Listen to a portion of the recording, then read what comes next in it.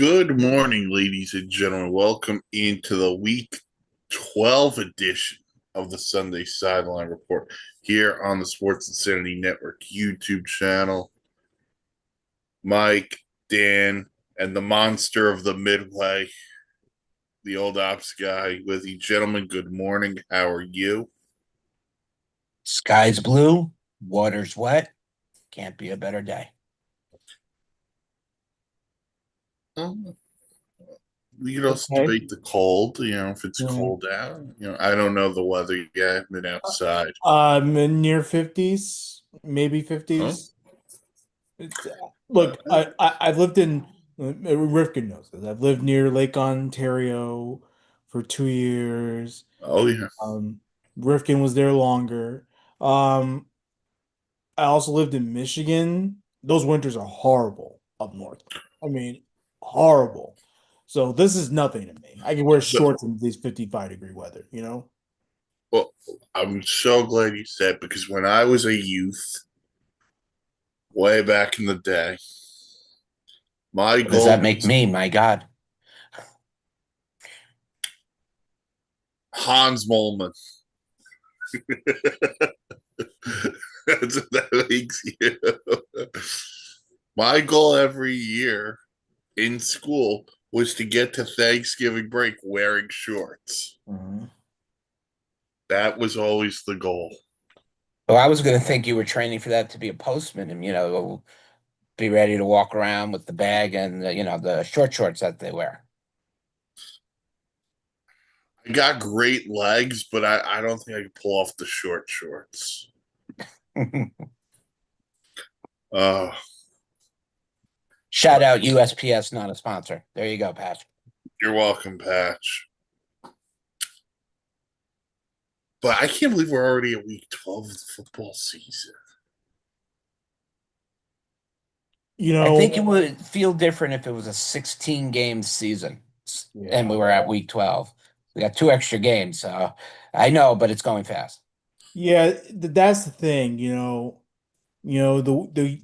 year is going by fast. However, there's still plenty of season left. Yeah. That's the crazy part. At this point in the season, we'll be like, oh, well, it's Thanksgiving. We already know who our playoff teams are or who's in the hunt and all that stuff. Now we gotta wait. We actually have to wait till December, and it's kind of annoying, Oh, you know. we could have our first team eliminated from playoff contention today. Hmm. Shout out the New York Giants. Yes. But we will see what happens as the day goes along. There are no international games today to keep you updated on. So those are done for the 2025 season. Keep the games in the U.S., please. Keep the games in the U.S. Well, apparently in the next couple of years, there's going to be a game in Paris, Yeah. and the Saints are God. going. So, Do we have coming back. American football fans in Paris or any part I'm of France? sure there's 3 or 4. I can't answer. I don't know. I was surprised we had fans in Germany. Like Let's get a game in Mongolia. Come on, let's take a country that's completely out of everything. Let's go to a country that has nothing to lose. Mongolia. And let's see how many NFL fans are there. I was going to say Italy, Roman Coliseum. Let's go. Or Qatar. How many these Qatar stadiums that are vacant after the World Cup? I'm sure they can fit NFL, It's gonna be too hot, but still. The World Cup. Coming to you next summer. Yeah, United 2026 all across North America. All right. But week 12 started off with a bang on Thursday night. To my wallet. As the Houston Texans held off the Buffalo Bills by a score of 23-19. The Texans go to 6-5. The Bills to 7-4. Davis Mills, 16 of 30, 153 yards and 2 touchdowns. Flip side at Josh Allen, 24 of 34, 253 yards, 2 interceptions, was sacked 8 times, which was a career high. And Mark, the Texans go 3-0 in a period where Davis Mills was the starting quarterback. What a surprise. And look, not to take anything away from Davis Mills. He's been in this league a while. We know he can play. But Houston has been a hodgepodge. They have not really shown their true definition this year. We know the running game has been up and down between Woody Marks and Chubb. We know Nico Collins is still the number one, but he hasn't really been acting like a number one.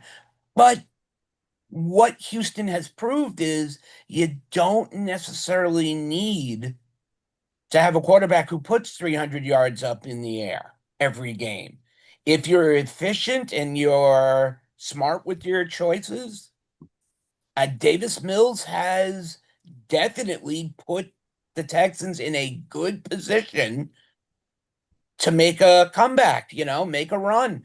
You're gonna get CJ Stroud back, whether it's next week or the week after. Obviously, he's still in that concussion protocol, so we can't really speculate until they clear him. They Dan? think next week. Okay.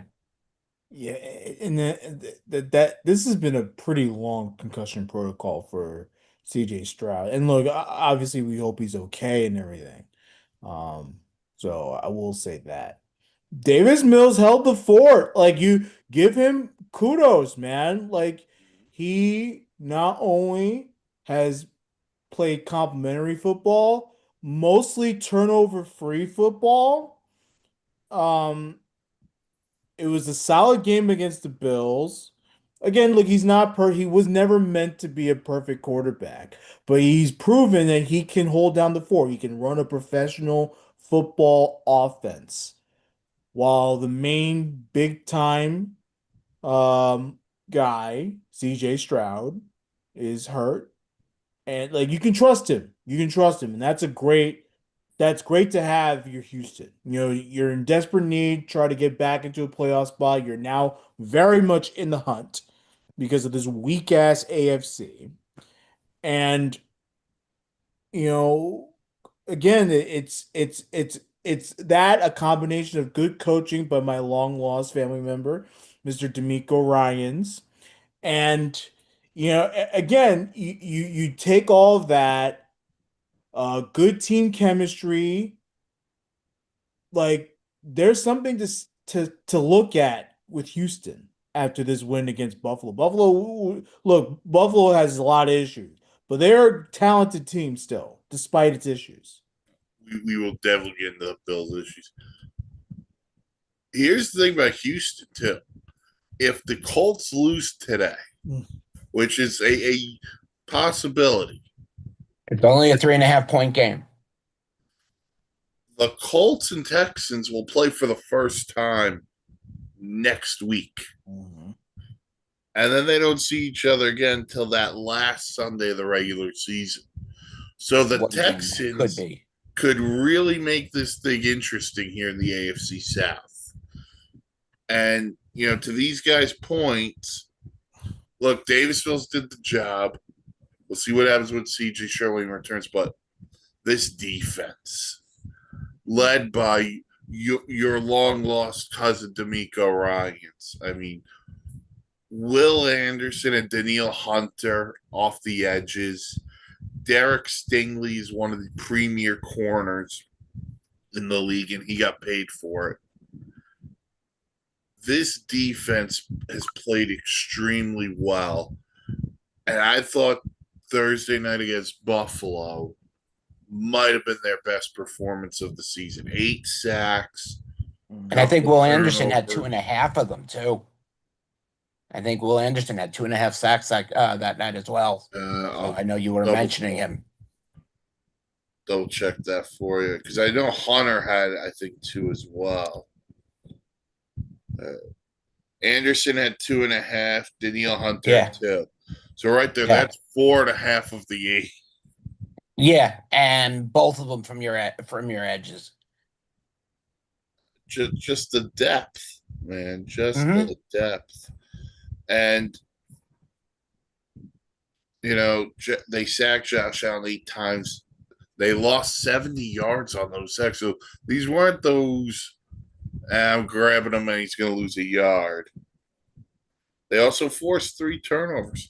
It's a huge game for the Texan defense, who stay alive in not only the AFC South, they're sticking around in the AFC right now. Flip side this to the Bills. And if the New England Patriots win today, they're going to be 2 games up in the loss column, remain 2 games up in the loss column in the AFC East. And this is a Bills team that has had high expectations over the years. And I kind of feel like, Mark,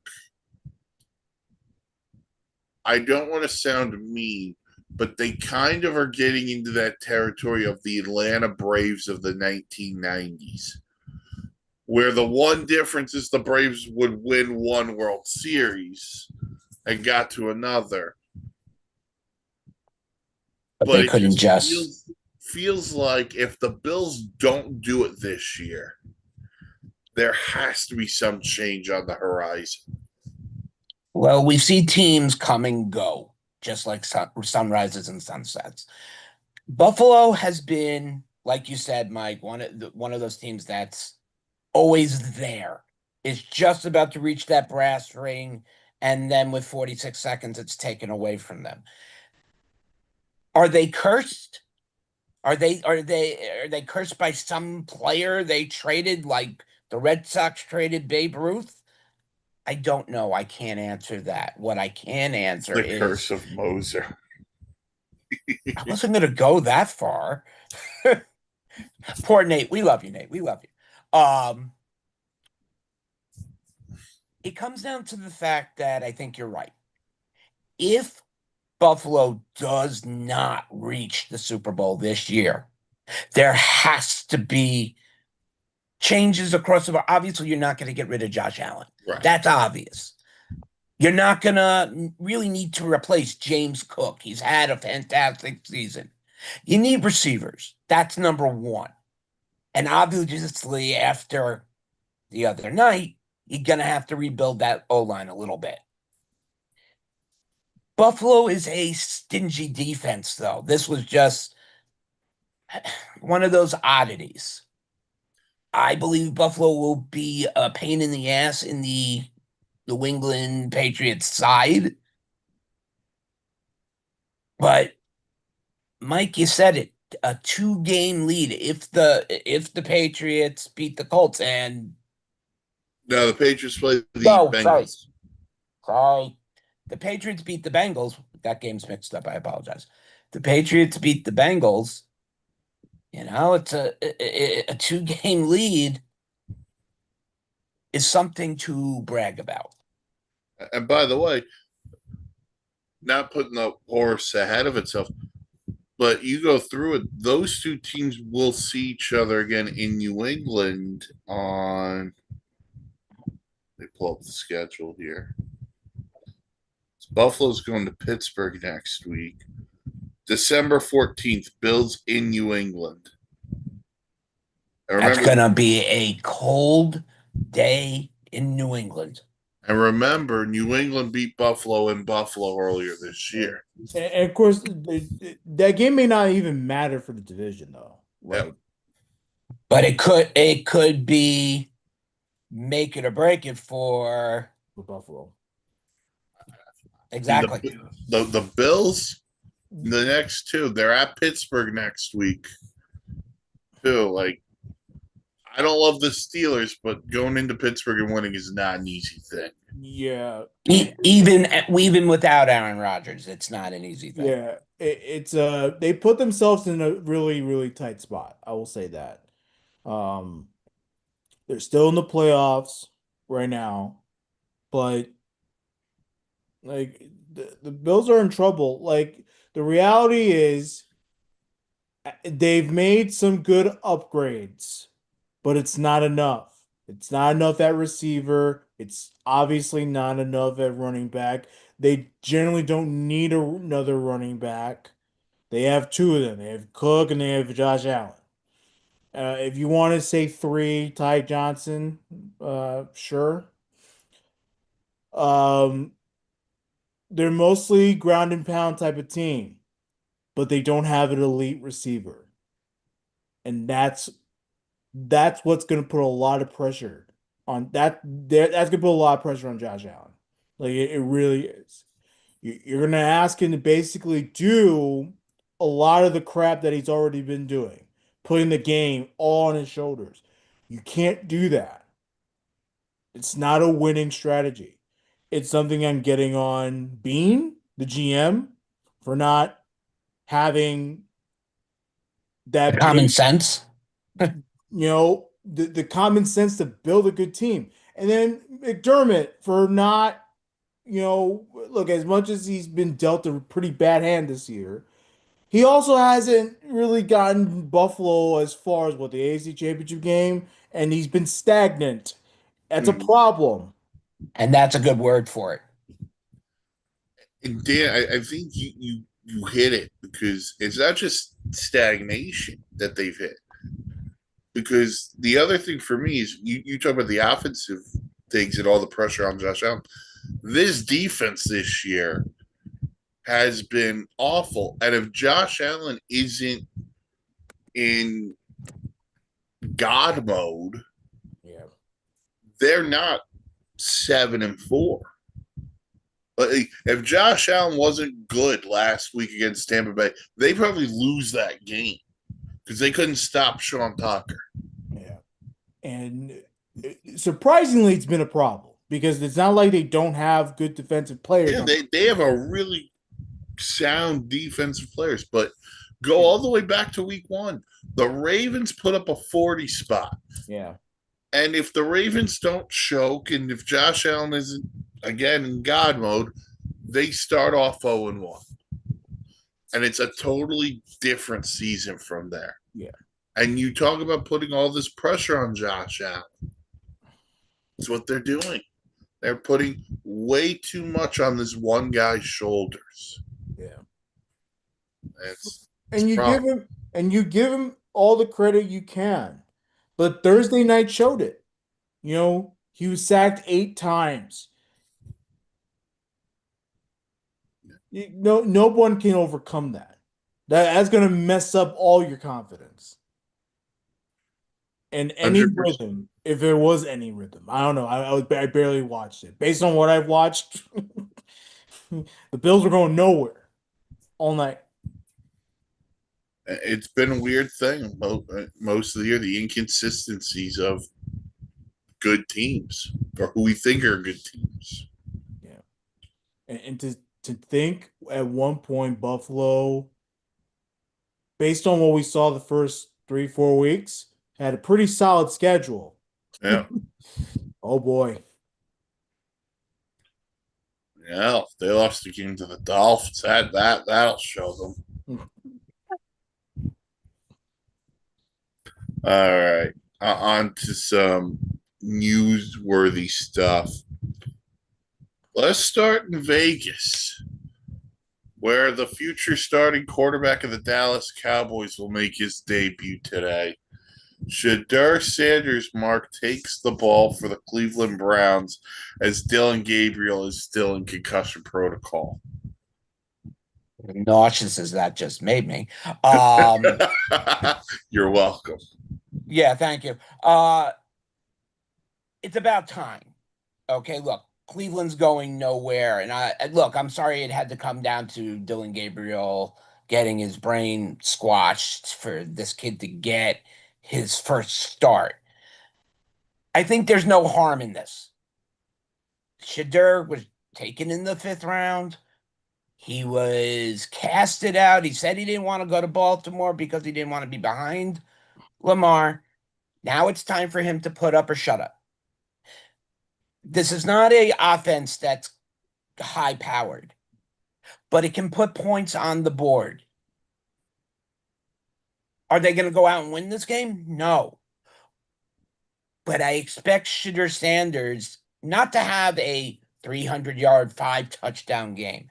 I expect him to throw a couple of picks, but I expect the game to be a little bit more exciting Cleveland side with him being in, with his dual ability of being able to run the ball and throw the ball.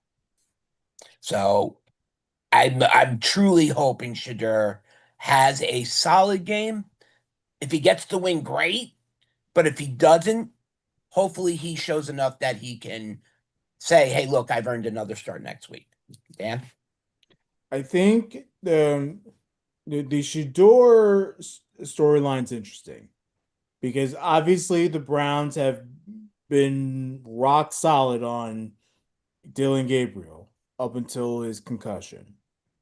So the fact that he has this chance now, look, I think for Shador, it's a tryout for other teams because I don't know if he's going to necessarily stay with Cleveland long term. Maybe, maybe not. Um, I think for him, I don't necessarily care about him having a great game because this is his first start, his second ever game.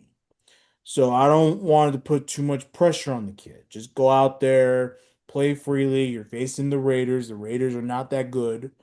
Um, you know, obviously play hard, rock solid ball, but don't feel like you have to do a lot of damage right away. Just show your game a little bit. And if the damage comes, it comes, baby. Like all I have to say is, just be you, be smart. Like I think he's one of the better prospects that was out there. And he's been constantly tossed aside, disrespected, and this is his chance to show that he is definitely a good quarterback, someone that teams can trust. And if it's not in Cleveland, it could be somewhere else that needs a quarterback. I think it's important for Kevin Stefanski to ease him into this game. And he's had the whole week to prep him instead of throwing him in like he had to last week. So gain him confidence early. Screen pass, couple of curls or slants, easy completions to get him into the game. And you're going to then rely heavily on Quinshon Judkins to do what he's done most of the year. Because to Dan's point, it's the Raiders. It's not like this is an elite defense he's going up against. But the other thing is, and you were right, Dan. Now is his opportunity because I'm with you, whether it's in Cleveland or somewhere else. And this is an audition for him, for these other teams, like who may have a quarterback competition next year.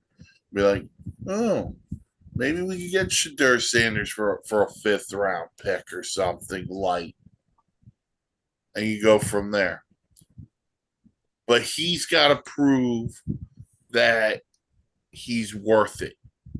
And he's got to prove that all these other teams that passed on him and passed on him multiple times in the draft, they were wrong. Mm-hmm. And if that earns him another go next week, awesome. Good for him. Mm-hmm. Browns do have kind of leverage now. Like if Shador actually plays well down the stretch, yeah, they have that leverage. Could move up to that could move up to a 4th or even a 3rd if he has a great ending. And teams are going to have to overpay. Yeah, very possible. Yeah. I mean, you could probably even argue a 4th and a 6th. What if he plays so well, he might be the starter going into next year? My rookie autograph cards would be worth more. I think for the Browns, there are better options. I agree. I'm not arguing that. I'm just saying, hey, there's a chance here. It's not impossible. It's not impossible. Correct. They're gonna be picking at the top of the draft again next year anyway. So, and now with two other teams like Tennessee, New Orleans, we think they have their quarterback. So who knows? Mike and Dan, this just out of ESPN. Aaron Rodgers was on the field for the first 20 minutes as cameras came out to take pictures. He started flipping everybody off with his right hand only, suggesting the fact that, no, I'm not going to be able to play with this left hand injury. Okay. So we'll That's keep just it in up. from ESPN. We'll keep tabs on that. Keep an eye on Rodgers. Yeah. I think he's going to go today, Yeah, personally. there's no reason why like, come on, don't do this to us now. Like, I mean, you're playing the Bears, the team you claim to own. the thing is, Oh, I don't want the narrative to be, oh well, the Steelers didn't make the playoffs or they barely made it because Rodgers wasn't there. Like, no, no, I want Rodgers to be part of the issue. And again, this is just my animosity towards the guy. But mhm. don't do this to us now. He's gonna play. Well, this just in from Sports Illustrated. You know who made the trip with the Browns to Vegas? Deshaun Watson. Okay, Oh, So he'll be on the sideline today for Shadur. funny. $250 million guarantee guy wearing earphones. I I wonder could if he have just done wanted to this. go to Vegas for another massage.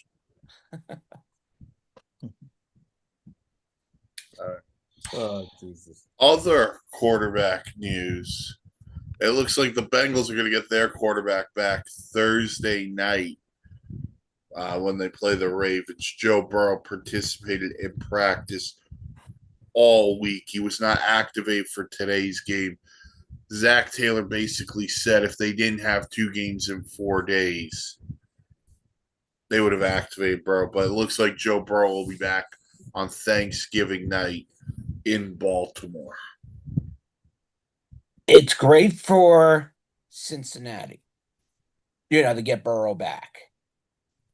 My only issue is Cincinnati's sitting 3-7, possibly 3-8 after today.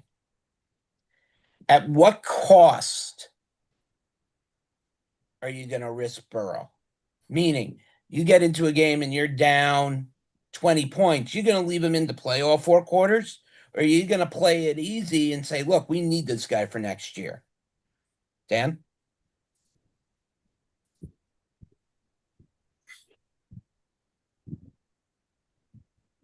I think if I'm being real with you, I get it. You want Joe Burrow down the stretch, right? You want him to play and really put pressure on some of these AFC teams that think they have it locked in when in reality is they don't. I would be leaning towards keeping him out for the season. Nothing against Joe Burrow. I'm sure he is healthy enough that, hey, look, if he really wants to play, he could play. I just don't know what I'm getting out of this Bengals team as a whole. Offensively, once Joe Burrow gets back, we know that's going to be explosive. But the defensive side has been a massive problem for the last couple of years now. And it's killed Cincinnati. It has really killed Cincinnati's big time chances of contending in this league. So if the defense is not on par, offense is okay. Like, what's the point if the Bengals have a bad record to put him back in to see what he has for next year? Well, we already know what he has.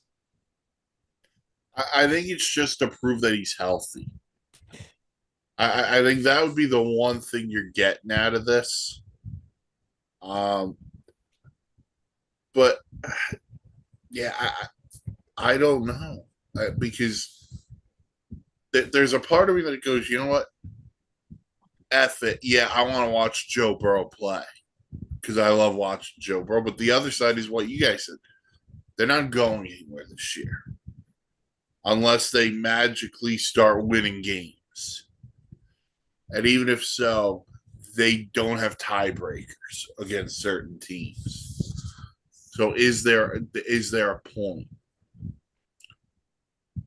I think the only person that matters to is Zach Taylor, because I think if these next 6 weeks we're gonna figure out if Zach Taylor has a job or not going into next year. Because Dan, you're right. This defense, really, since they went to the Super Bowl, this defense has gone downhill very quickly, and they're going to need to figure out how to fix that. So, but their Christmas present looks like Joe Burrow comes back Thanksgiving night. Yeah. And again, like I want. By the way, give Joe Flacco credit because Joe Flacco hasn't been awful. Oh yeah, exactly. And look, I want Burrow to come back, but I want a reason. Yeah. I want a reason to see him. You know. Yeah, I'm with you. I just don't know what the plan is there. All right. And then the last bit of news, I don't know if you guys caught this. I think this is Friday night. News out of San Francisco. There are reports that receiver Brandon Ayuk, who is still on the PUP list, has been missing meetings and such, that the Niners are voiding some of his contract for the season. And it looks like that the Niners and Ayuk, 15 months after a new contract, might be headed for an ugly split this offseason. That's according to the Athletics' Mike Silver and Diana Rossini. Yeah, and Kyle Shanahan is calling this little riff here unusual. Yeah. Which is obviously never a good sign. I kind of feel bad for both sides. Um, you know, Ayuk has been able to play. The Niners committed to him, but now they're gonna back out because of his conduct and the fact that he's not necessarily present and all that stuff. It's tough to watch, and it's a shame because he's such an elite receiver whenever he is healthy, whenever um he was out there. So tough one. It's tough one when you commit so much to a player. You already had contract issues as it is, and you went through all that to commit to him, and now he doesn't seem as committed. It's tough. It's a tough one, Mark. BP between the two of the Mike and Dan, they pretty much said it all. Ayuk definitely has a lot of talent. We've seen it over the last few years. The question is where he goes, and right now that's not going to be anything we're going to be able to figure out before the season's over anyway. It's a disappointing issue on San Francisco's side. It's disappointing for his side, but if he's healthy next year, he gets to start anew, so be it. I think you hit the nail on the head because they're not going to cut him, most likely. They just signed him, so they're not going to eat the dead cat. Trade deadline's already passed, so they're going to have to wait till the off season to get something done. Right. So that's start of league year. You're looking into March. So, and just throwing this out there, the guy he was so buddy with could be a recruitment part to bring him to Washington. that's true. Yeah, I mean, they did bring in Debo, and they do have McLaurin. But he would be a great slot receiver. But if you could think maybe they do McLaurin for Ayuk straight up. No, I couldn't see that. Ayuk is not a number one. Well, they still have Debo, was my point. Oh, no, I see where you're going with it, but Yeah. It's not an even trade. There would have to be more coming from San Francisco, and San Francisco is not going to want to add on pieces to this. I'll tell you what. You know where Brandon Ayuk would look really good? Opposite Canada? Malik Neighbors. Mm-hmm. If Jackson Dart's the Giants guy, That would That give would him be the another move. great target. I don't not like it. I mean, opposite Garrett Wilson too, but the Jets need to figure out the quarterback position. Um, yeah, we need to evaluate more before we Hmm. go after that. Uh, see what these teams want to figure out beforehand. By the way, Dan, any thoughts on Tyrod Taylor getting the nod today over Justin Fields? It's a good move. Again, I don't necessarily care about W or L's.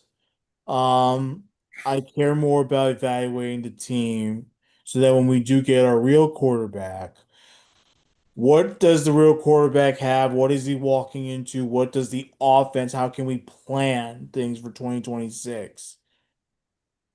That sort of thing. I like what we have in Mason Taylor, the tight end. Um, John Mechie had a solid game against the Patriots.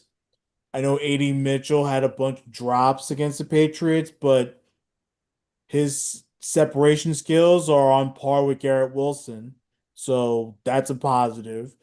Offense protected Justin Fields like it was nothing, but yet Justin Fields couldn't move the ball. So it's that we need to clean up our defense a little bit. I think we can do that with these draft picks or and all that stuff. We have to evaluate the team. We can't evaluate the team. We're going to keep throwing out Justin Fields and his anemic offense. Like it's like we have to look at Tyrod and look, even if it's just for a couple of games, just to see what we have. And then of course, let's say Tyrod gets injured. Okay, cool. Well, you're not putting Justin Fields back in there. Let's throw in a Brady Cook. See what we have in him too. Because on top of looking for a real quarterback, we need a backup for the future. Tyrod's not going to be here forever. So if Brady Cook can also show, hey, look, I can also run an offense, then we can keep him as a backup to the real guy. It's these type of things that I'm looking for with the Jets at this point. Wins and losses, as great as we want to win, I want to win. 100% want to win. I don't care about where we are in the draft. I really don't give a shit. But if I'm being real with you, like it does not matter anymore. Let's just see what we got so we can plan for the future. All right, this it just in from Adam Schefter. No Aaron Rodgers. Steelers coach Mike Tomlin told Evan Washburn in a pregame interview Mason Rudolph, the red-nosed reindeer, will get the start today against the Bears. Yeah, it's still that left wrist. So I guess he wasn't kidding. Um, okay, whatever. Like, it's their suicide. So Mason Rudolph gets the start in Chicago against a Bears team that's been rolling the last couple of weeks. That's a tough environment for the guy. You're throwing this guy to the wolves. That's all it is. Like, You and look, you Mason Rudolph, he has experience, so yes. we know he can play with the big boys. I mean, get that. Remember that fight he had a Yeah, few Miles Garrett I was hit him with about to his say, own. unless he's foot. swinging helmets, let's not give him too many credits. Yeah. Look, Mason Rudolph, I agree with Dan, has played in the NFL, so he knows what the game's about. This Chicago team is becoming lethal on both ends of the ball, Yeah. defensively and offensively. They need a little more help defensively. Offense is just cooking right now. The This more defense is going to eat him up and eat him up badly. yeah. And it's all they can do. This is what happens when you do not prepare for life if Aaron Rodgers took 3 steps on the first play and tore his Achilles again. Jets. Exactly. Exactly that.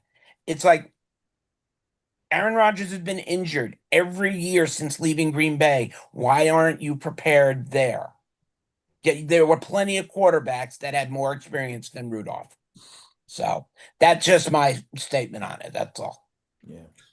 No, I don't disagree with you because I think it's been a waste of time, this whole Aaron Rodgers and Pittsburgh thing.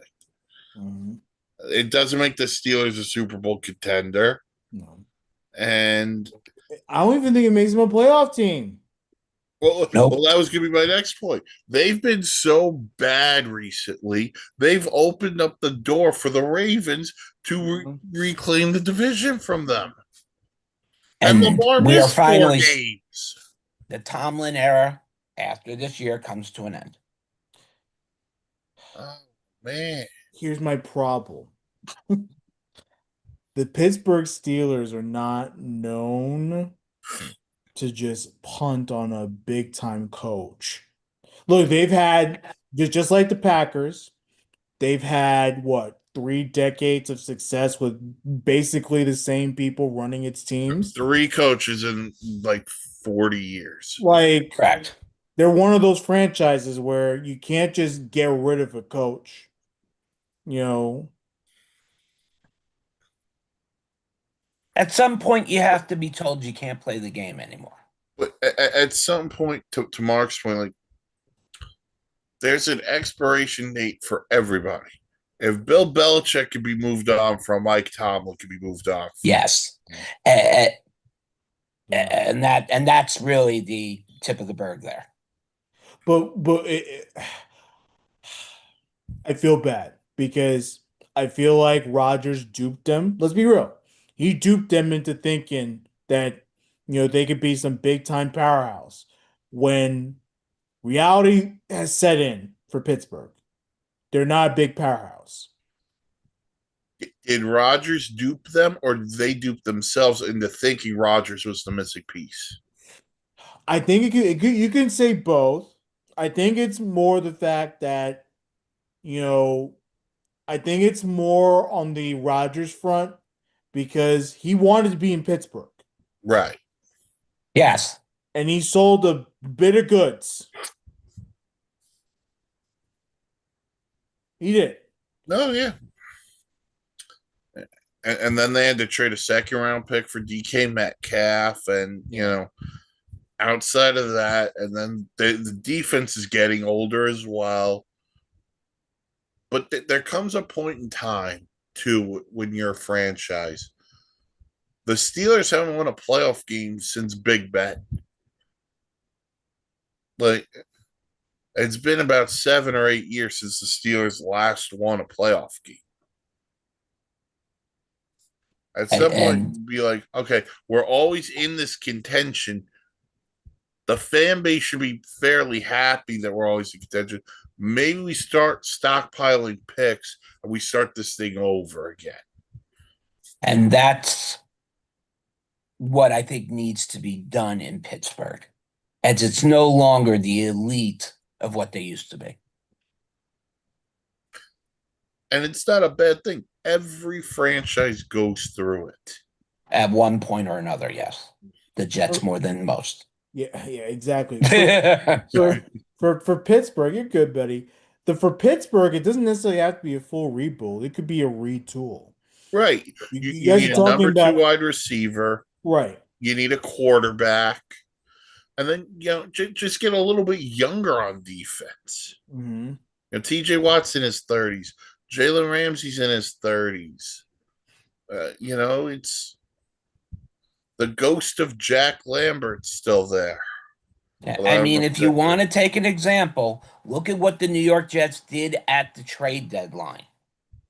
They acquired 5 first-round picks over the next 2 years. Right. Now they have 5 over the next 2. So, there are ways to rebuild. That's one of them. You know what you do? You look at what a team in your own division, look at what Cleveland did, and do the opposite of that.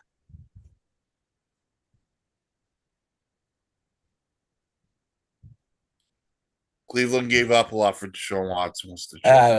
Gotcha. Yeah. You don't have to do a full rebuild. If you want to change coaches, you can do that. Obviously, even though I won't agree with it, but you can do that. You can change the quarterback. You can get younger on defense. You know, I cannot believe we're talking about this. I really can't. Like it's. I probably should have seen it coming though. Yeah, so we got Steelers, Bears. That'll be at 1 o'clock, Soldier Field. Also at 1 o'clock in Kansas City, we got the Colts and the Chiefs. And the Chiefs, Mark, after last week's loss in Denver, they are 5-5. Kansas City Chiefs. The offense is definitely back. Okay. Between Mahomes, actually finding Kelsey. You got Worthy, Hollywood Brown, Juju Smith-Schuster, all performing. This defense is starting to pick up as well. Makes you kind of think, our team's planning more of a second half run and trying to keep pace than they are in the first half now, since it's such a long season. Is this a possibility? This game technically could be your AFC Championship game. And this is a direct preview. I don't expect it to be, but it very well could be. Daniel Jones has to be the same quarterback he's been all season. Smart decisions. Don't overthink it. Use Jonathan Taylor, who just get the MVP and we just call it a day. And just control the ball. If you turn it over and you give Mahomes chances, he's going to beat you. Dan? I think first of all, the Chiefs on the outside looking in is different from what we've seen over the past decade and a half of Kansas City Chiefs football. I will say, I think the Chiefs I think they're gonna be fine down the stretch. I'm sick and tired of people underestimating this Colts team, man. Like, it's not fluky. Daniel Jones has had a great season. Jay Taylor has had pretty solid season. This is 2021 Jonathan Taylor that we're seeing right now. And again, I'm very, very, very pleased to see his production. He's healthy and all that stuff. Shane Steichen has called a great offense all season. Defense is okay. I don't think it's good enough to stop the Chiefs offense, like Mark said. Mark's spot on about the Chiefs offense. I expect this to be a very good matchup today. Daniel Jones, before the bye week, was starting to revert back to what Daniel Jones was with the Giants. And that's a turnover machine. 4 interceptions over the last 2. So the bye week came at a pretty good time for the Colts. Mark's right. Jonathan Taylor should be the MVP, but it's a whole nother conversation. Do you guys know Patrick Mahomes has never lost 3 consecutive games in his career? Is it NFL Doesn't starter? surprise me, but no, I did not know that as an actual stat. Doesn't surprise me, though. I mean, all streaks come to an end, right? Yeah.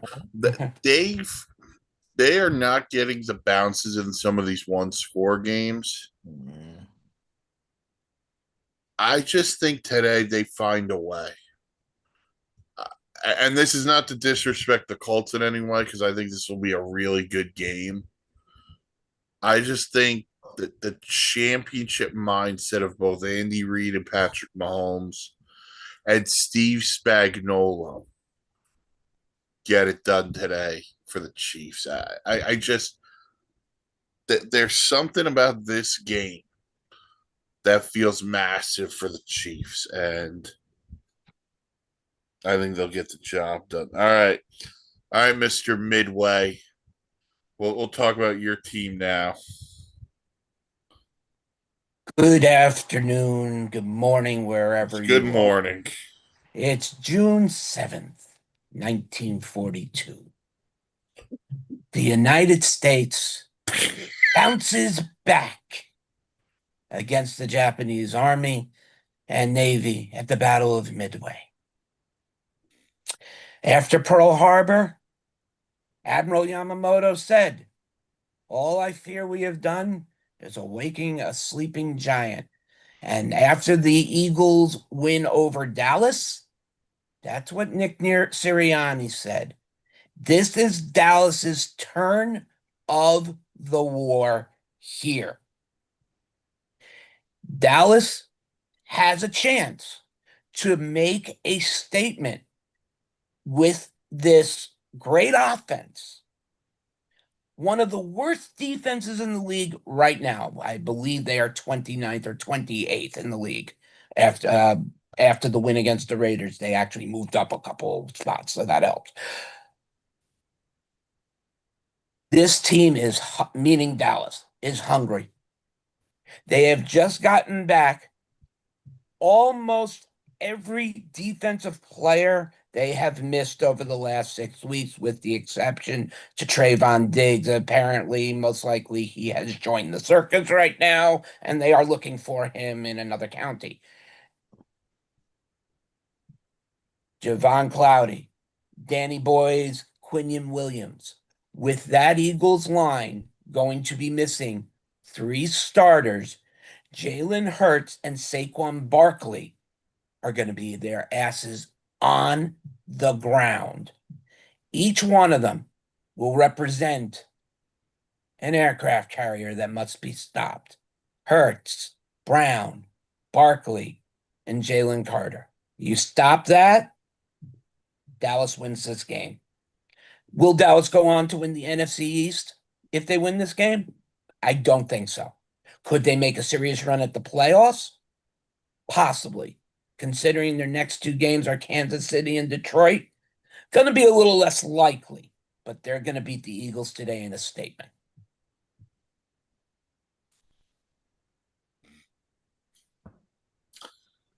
You would go all the way back to 1942. I'm a history buff, of course I am. I was also working in the shipyard. You're also like 5 years old. I'm just about to say that, they found some extra adamantium, they put it in me, I'm still good to go.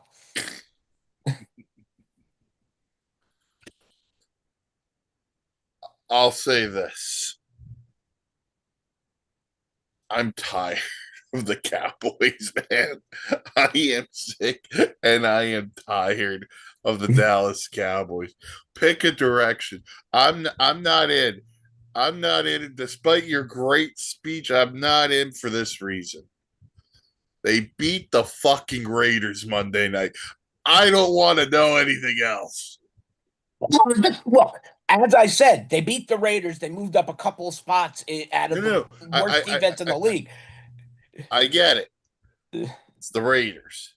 Now, I'm going to say this about the Eagles. I have a lot of concerns about the Eagles, too. This offense is offensive to watch. And by the way, to the Zebras who called the game Sunday night in Philadelphia, that pass interference call on Rock Ya-Sin, it's the worst call of the game. Stevie Wonder doesn't make that call. God.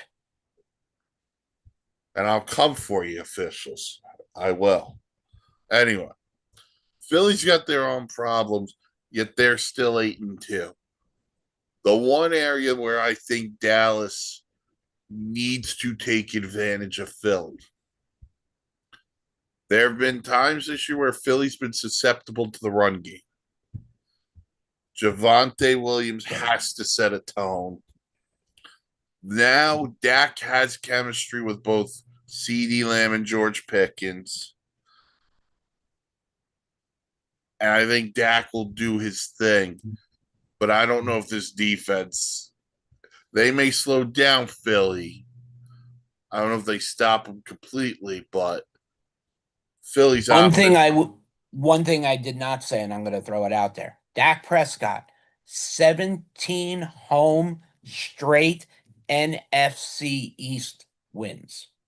It's a lot of wins over the Giants. Well, and everybody else in the freaking division. But I'm just saying, This is a record that's tied for the best in NFL history. One more win and he owns it. He's going to play at his top level for $60 million. He better play at his top level.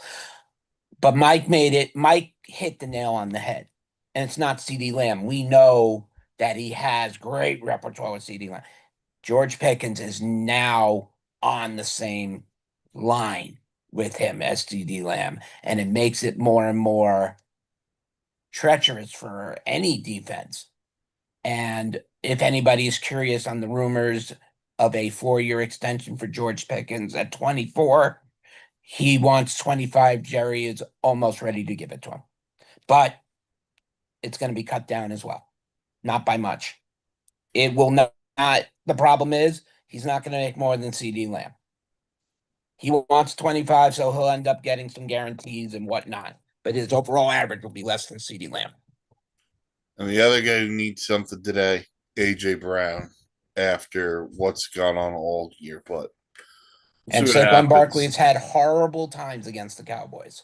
So, all right, Dan.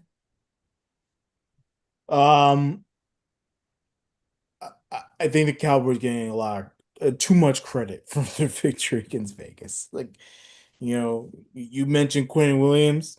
We expect Quinn Williams to sack this Raiders team. I need more impact plays out of this Dallas team against a good team like the Eagles. Prove it. Show me something. Look, they showed me something week 1. Show me something again against the Philly. If you say what you are, show it. You've nearly beaten them before.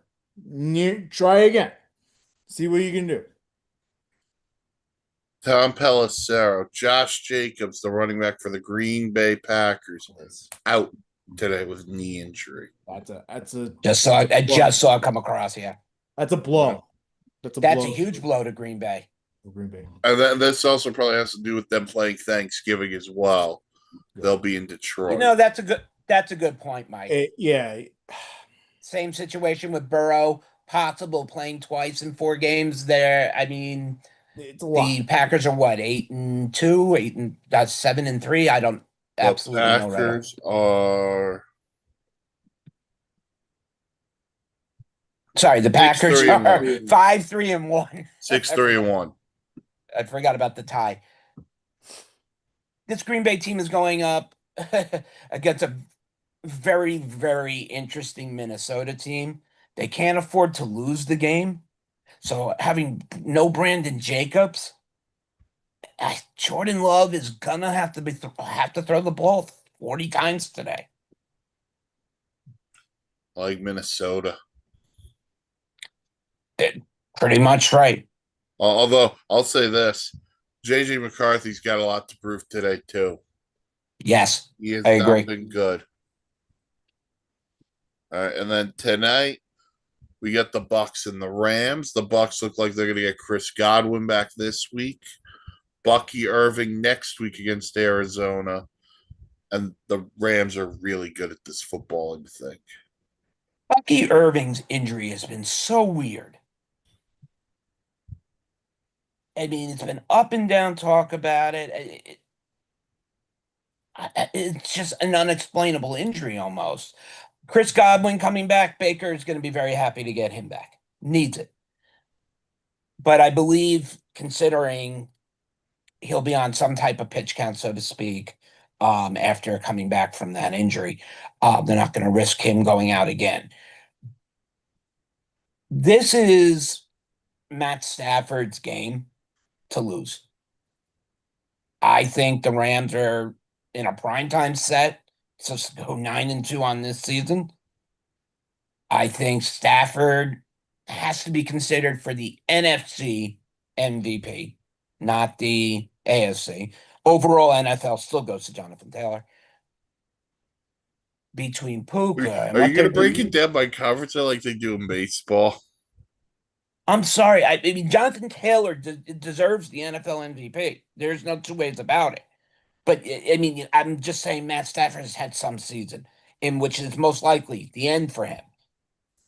Um, I would love nothing more than to see the Rams go far in the playoffs, but I don't think they have enough for the NFC Championship game.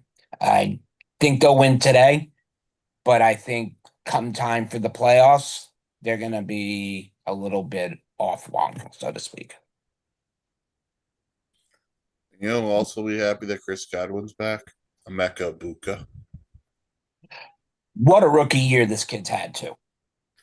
By the way, if the Bucks lose and the Panthers win tomorrow night in San Francisco, there's a tie in first place of the NFC South, and the Bucks and Panthers have not played each other yet.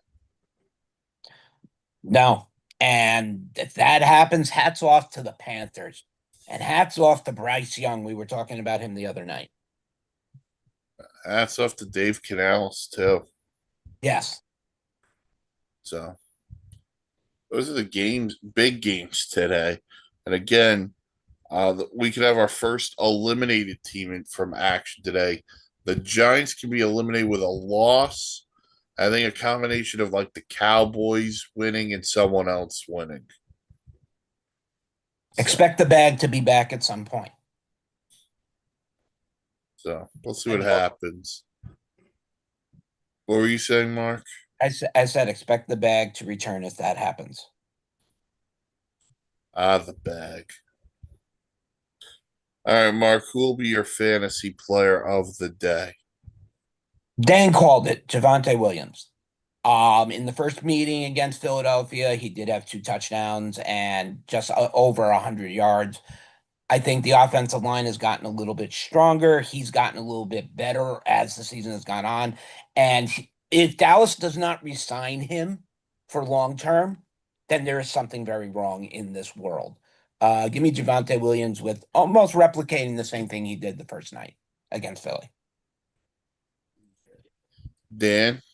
Give me the Bears defense, baby. Like, come on. I like it that we have a defensive pick today. I like this. Come on. This is I'm not saying it's a cookie, but it should be a lot simpler with Aaron Rodgers out today. Like, let's go Bears defense. And you look at this friggin' NFC North, and it is shaping out as we thought. Even though Minnesota is trailing, they're only 4-6, and we're only halfway through. And they can beat you any given week.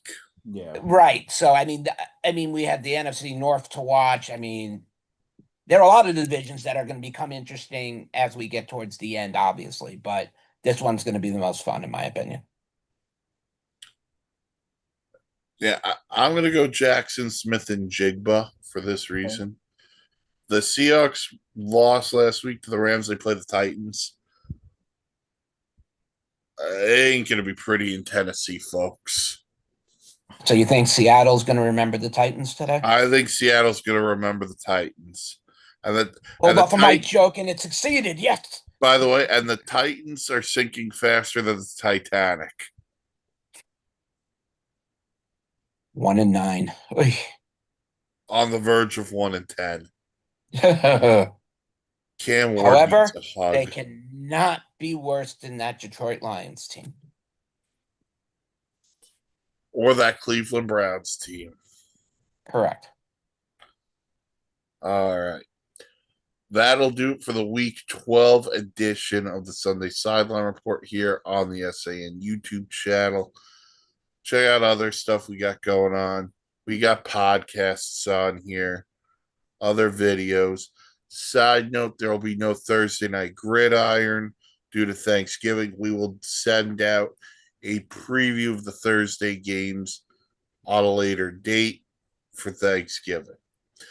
Dan, where else could the people find us? The socials at Cincinnati Real, Facebook and X, sportsinsanitynetwork.com. Please read all of our material. These 2 guys are absolutely phenomenal with their writing and their blogs and all that stuff. So please contribute there. Help us out. We appreciate it. And then of course, keep following the YouTube channel. Subscribe, like this video, and all of our other videos, and hit that bell for notifications. Uh, we will let you know when that big time Thursday show comes up again. Like right, Mike said, no live gridiron. We'll have something for you for Thanksgiving though. We'll Then have we will be back, obviously, that Sunday morning for Sunday Yes, sideline we'll be report. back next Sunday. Mark, anything on the dugout? The dugout has hit the holiday season. You're looking for that single that you want. You're looking for that autograph you need. You know where to find me here, or you can find me at Drug Mart.